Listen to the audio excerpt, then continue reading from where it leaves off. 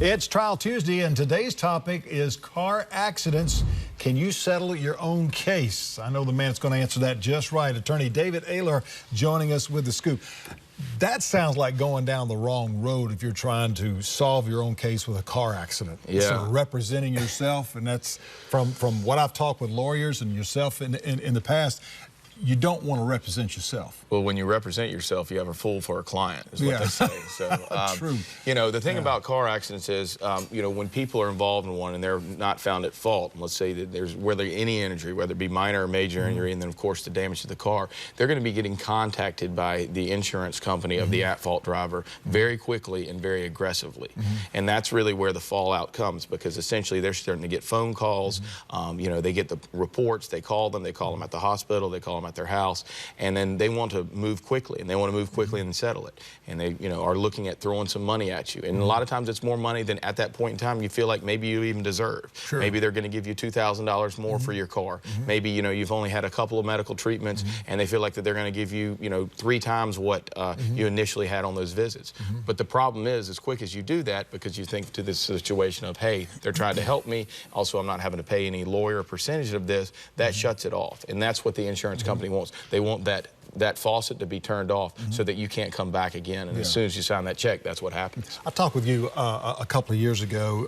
An accident occurred, and people don't realize that there can be some physical problems right now that maybe $15,000 or $20,000 or $30,000 can take care of with the medical bills.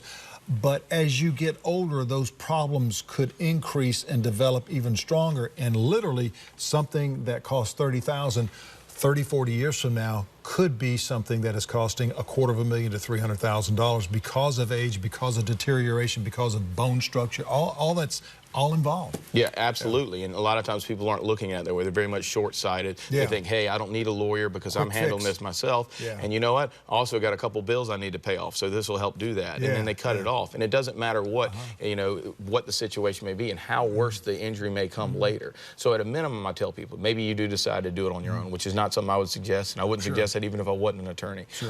But at least go sit down and talk with an attorney, because there's other things that you're not going to be thinking about. There's more, just as you said, beyond that bottom line of what that check is for and that amount, because what happens later down the road? What happens if you need a second surgery? Well, that means you're paying for it, and now your insurance is going to go up when it would have originally been covered had you not taken that initial payment.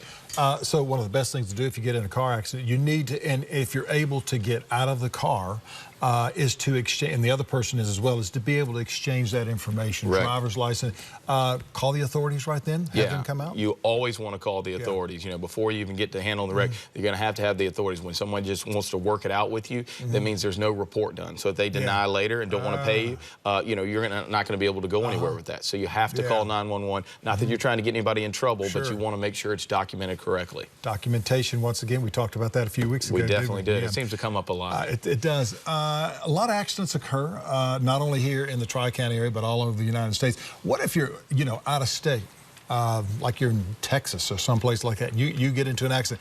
We can call you still. Yeah, absolutely. It's always important to try to call someone that you know, that your local counsel, that you know, whether they end up being able to do something to handle it themselves, or they can find someone if they don't know someone there and put you in the right hands. Just trying to Google it per se, it can put you in a difficult position. You always have your local counsel that's able to look out for you here, but also going to wherever that state is that something occurred, because the laws are different. And you talk about getting lost, you really aren't going to know what you're doing when you're somewhere else, dealing with other people and dealing with different laws. Best thing to do is, no matter where you go, what you're doing, on your cell phone, under D should be David Ayler right there. That's exactly, of course, right? Yes, every time.